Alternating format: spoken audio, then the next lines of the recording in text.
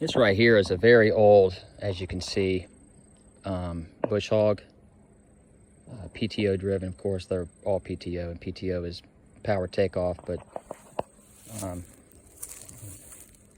I don't think I've ever seen this one actually used before. I mean, it really looks like an old model.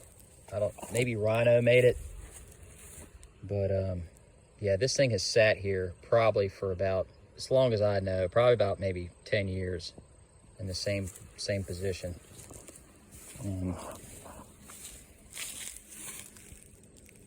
Actually, it's brown.